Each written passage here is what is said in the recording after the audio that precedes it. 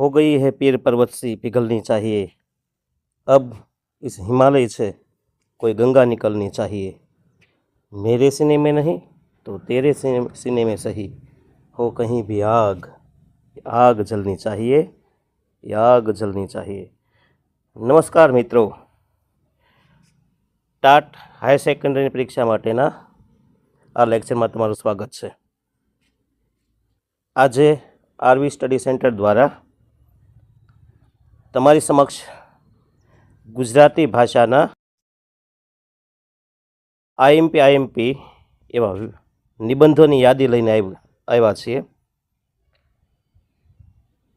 આમ તો મેન્સની પરીક્ષામાં આપણને નિબંધ છે એ 20 ગુણના પૂછાવાના છે, પણ કેવા નિબંધ પૂછાઈ શકે સંભાવનાવાળા એમની યાદી આ તમારી સમક્ષ છે। અંત સુધી જોજો, મજા આવશે। બેઠે બેઠા નિબંધની સંભાવના બહુ ઓછી છે, તો આ રહ્યા તમારી સમક્ષ આઈએમપી નિબંધ। કેટલાક નિબંધ એવા છે જે શિક્ષણ ક્ષેત્રના વર્તમાન પ્રવાહો સાથે જોડાયેલા છે, મહત્વપૂર્ણ છે। જેમ કે જોઈએ આપણે તો રાષ્ટ્રીય શિક્ષણ નીતિ એનઈપી 2020 એના વિઝન, પડકારો અને અસરો। જો આ નિબંધ તમને તો જ આવડે કે તમે એનઈપી 2020 જાણતા હો, તો આમાં તમે ખૂબ લખી શકો, પણ એમનું જ્ઞાન હોવું જોઈએ। બીજો નિબંધ છે નિપુણ ભારત અભિયાન, જેમાં પાયાની સાક્ષરતા અને સંખ્યા જ્ઞાનનું મહત્ત્વ। તો તમને નિપુણનું ફૂલ ફોર્મ અને આ કઈ યોજના છે અને આવનાર સમયમાં કેવા પડકારો છે આ યોજના પૂર્ણ કરવામાં, એમની માહિતી હોવી જોઈએ। પછી છે નિબંધનું નામ શિક્ષણમાં આર્ટિફિશિયલ ઇન્ટેલિજન્સી એઆઈ, અને એ પણ વરદાન કે અભિશાપ, બે મુદ્દા આપણે સમજાવવાના છે કે શિક્ષણમાં એઆઈ છે એ વરદાનરૂપ છે કે અભિશાપ। તમને એમ થાય કે માત્ર વરદાન નહીં, અભિશાપય સમજાવવાના છે। અહીં બે મુદ્દાની આપણે ભારોભાર ચર્ચા કરવી પડશે। પછીનો આઈએમપી નિબંધ છે ડિજિટલ એજ્યુકેશન અને ઓનલાઈન લર્નિંગ, એટલે કે જૂનું શિક્ષણ અને નવું શિક્ષણ, આ બેનો વિરોધાભાસ આપણે સમજાવવાનો છે। વર્ચ્યુઅલ ખંડ એટલે ખ્યાલ છે ને, ટીવી કે મોબાઈલ દ્વારા આપણે ઓનલાઈન જે આપણે ભણીએ તે। પછીનો નિબંધ છે મૂલ્યનિષ્ઠ શિક્ષણ અથવા વિદ્યા વિનયન શોભતે, એમાં આપણે સમજાવવાનું છે શિક્ષણનો અસલી મર્મ। તો શિક્ષણની ઉપયોગિતા શું છે એ આપણે આમાં સમજાવવાનું છે, અને વિદ્યા વિનયથી શોભે છે એને ચરિતાર્થ આપણે આ નિબંધમાં કરવાનો છે। પછીનો નિબંધ છે માતૃભાષામાં શિક્ષણ। તો ઘણી બધી આપણે શિક્ષણ નીતિઓ અમલમાં આવી છે, ખાસ કરીને 3, એમાં આ એક શિક્ષણ નીતિ એવી છે 2020, એમાં માતૃભાષાને પણ મહત્ત્વ આપ્યું છે, એટલે કે શક્ય હોય ત્યાં સુધી 5 કે 8 ધોરણ સુધી બાળકને માતૃભાષામાં અભ્યાસ કરાવવો। તો એનું મહત્ત્વ અને વૈશ્વિક પ્રવાહો પર એનું શું અસર થવાની છે એ આપણે આ નિબંધમાં સમજાવવાનું છે। પછી શિક્ષણ સિવાયના નિબંધ પૂછાતા હોય એવા, તેમાં આવશે વિકસિત ભારત 2047, એટલે કે વિકસિત ભારતના સંકલ્પો, વિઝન અને એમાં આપણી બધાની શું ભૂમિકા હશે તે। પછી છે નવો નિબંધ ડિજિટલ ઇન્ડિયા અને કેશલેસ ઇકોનોમી, એટલે કે હવે ઓનલાઈન પ્લેટફોર્મ ઉપર આપણી ભારતની પ્રગતિ, ખાસ કરીને ઇકોનોમિક્સમાં, અને કેશલેસ આપણે જે જીપે, ભીમ પેમેન્ટ, બેન્કિંગ દ્વારા આપણે વ્યવહાર કરીએ છીએ ઓનલાઈન, એમની જે કાંઈ એપ્લિકેશનો હોય તો એમના દ્વારા, એસબીઆઈ દ્વારા યોનો ચાલે છે, પછી પેટીએમ કરો, વોટ્સઅપ દ્વારા પણ આપણે પૈસા ટ્રાન્સફર કરીએ છીએ, તો આ કેશલેસ ઇકોનોમી કહેવાય છે। અને એ બદલતા ભારતમાં એના ફાયદા, ગેરફાયદા, જરૂરિયાત આ બધું આપણે આ નિબંધમાં સમજાવવાનું થશે. ત્યાર પછી સ્ટાર્ટઅપ ઇન્ડિયા અને આત્મનિર્ભર ભારત. સ્ટાર્ટઅપ ઇન્ડિયા અને આત્મનિર્ભર ભારત એ યુવાધન અને રોજગારી પર શું અસર કરશે અને કેટલી જરૂરિયાત છે, અને જો આ ચરિતાર્થ થાય 100%, તો ભારતમાં આપણી રોજગારી ઉપર, આપણી જીવનશૈલી પર શું અસર થશે, આપણા અર્થશાસ્ત્ર ઉપર, એ પણ આમાં આપણે લખવું જોઈએ. અને ખાસ કરીને આત્મનિર્ભર ભારત, તમામ વસ્તુમાં આપણે સ્વાવલંબન પ્રાપ્ત કરીએ તો ભારત કેવું હશે એની પણ આ વાત આપણે આંકવી પડે છે. પછીનો નિબંધ છે આપણે ઇલેક્ટ્રિક વ્હીકલ્સ EVs, પ્રદૂષણ મુક્ત અને પરિવહનનું ભવિષ્ય, જે મારી પણ પહેલી પસંદગી છે. કે બેટરીવાળી ગાડી, પછી એ બાઇક હોય કે 4 વ્હીલ હોય કે પછી બેટરીવાળા બીજા કોઈને સાધન વાહન હોય, તો એની કેવી જરૂરિયાત છે.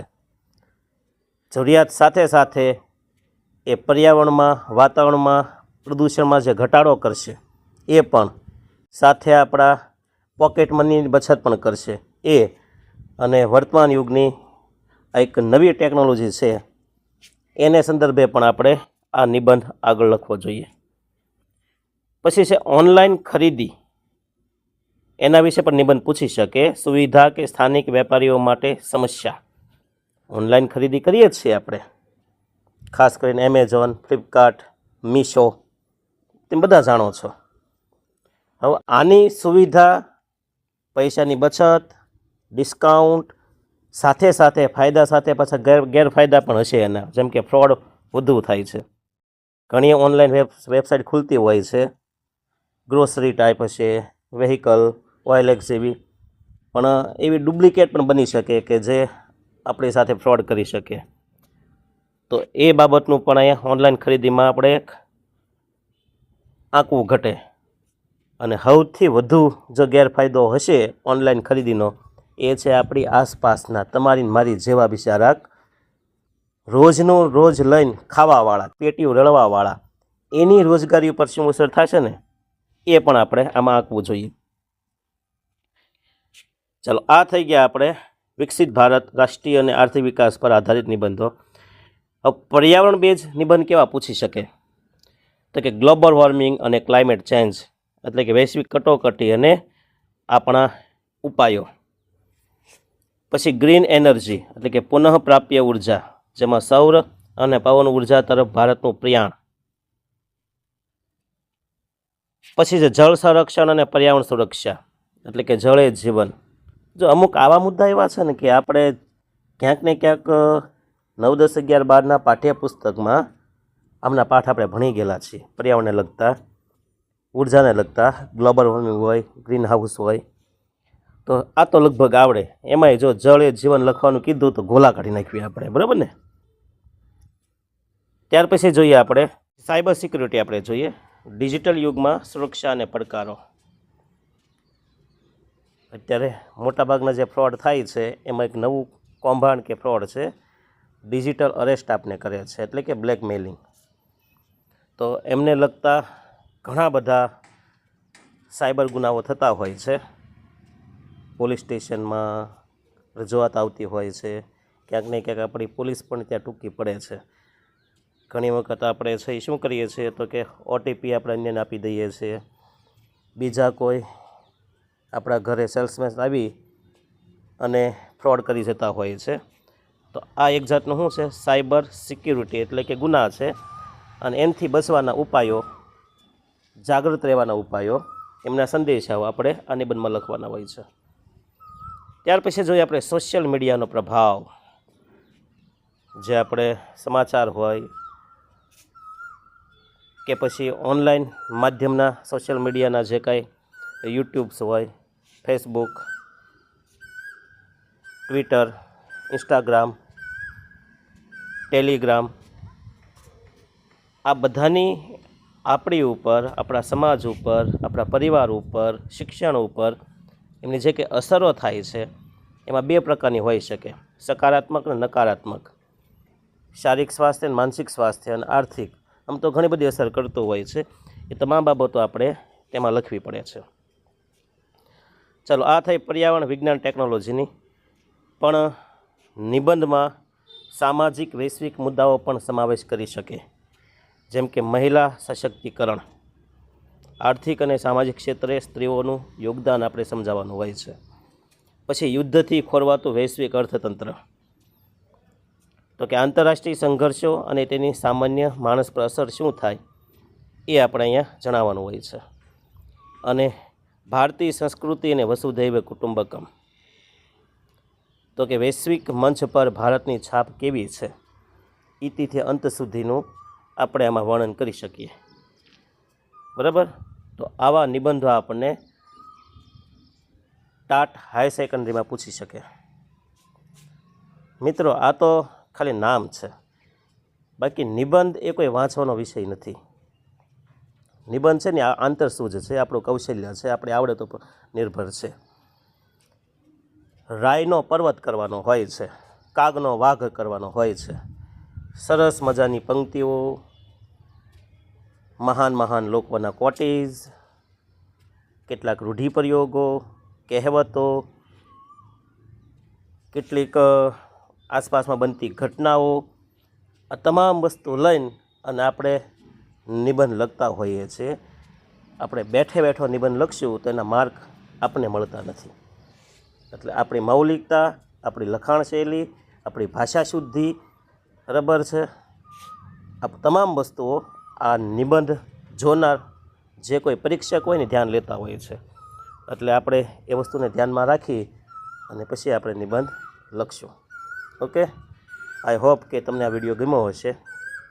જો ગમ્યો હોય તો લાઈક કરવાનું, શેર કરવાનું, સબસ્ક્રાઈબ કરવાનું. બરાબર.